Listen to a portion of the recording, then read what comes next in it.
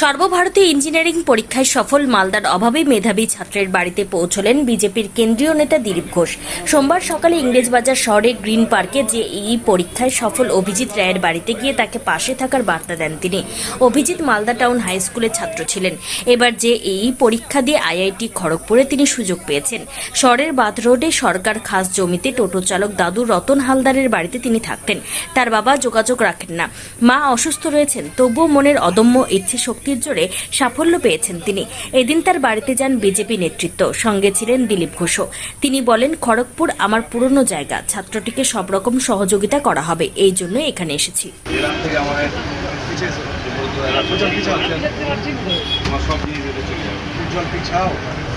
আমি যাই মাঝে মধ্যে ওখানে দেখা, আমি ওখানে এমএলএ ছিলাম, এমপি ছিলাম, হ্যাঁ, কোনো চিন্তা নেই। ওখানে কোনো কিছু দরকার হলে ওখানে ফোন করবো, নম্বর দিবে।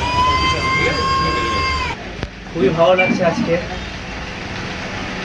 আর কি স্যার বললেন, দিলীপ স্যার, যে খুব সাহায্য করুন পরবর্তীকালে, তো খুবই খুশি হয়েছি।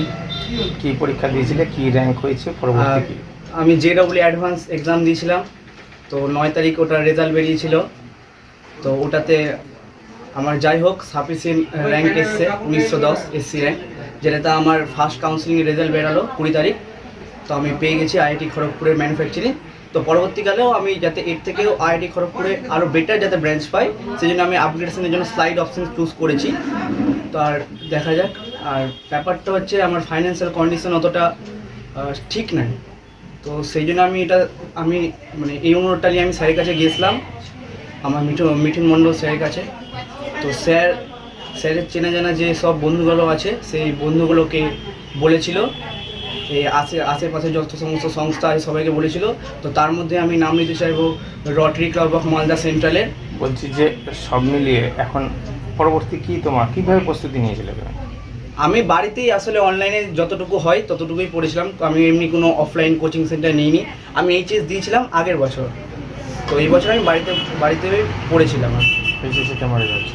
এইচএসে আমার খুব একটা ভালো রেজাল্ট ছিল না, ওই আমার টপ 500-এ 380 এসেছিলো, তো খুব একটা ভালো আসেনি আর কি। তো 1 বছর ড্রপ দিয়েছিলাম আমি, এই বিটেক করার ইচ্ছা ছিল আমার।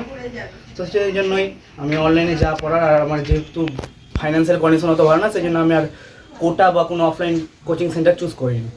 আপনি এসে শুভেচ্ছা জানালেন, কিভাবে দেখছেন ওকে, কি বলবেন? এখানে মালদার এরকম গলির ভিতরে একটি গরিব বাড়ির ছেলে, তার দাদু টোটো চালাতো, বাবা নিরুদ্দেশ, মা মানসিক রোগী। সেই বাড়ি থেকে লড়াই করে একটি বাচ্চা ছেলে বড় হয়েছে, পড়াশোনা করেছে, আইআইটিতে চান্স পেয়েছে খড়গপুরে।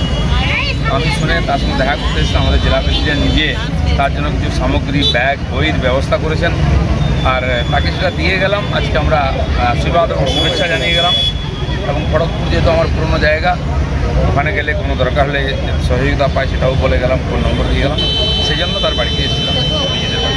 ও কিছু সমস্যা বা সহযোগিতার কথা কিছু বলে? সহযোগিতা চাইছে যতটা সম্ভব, দেখা যাক করার চেষ্টা হবে।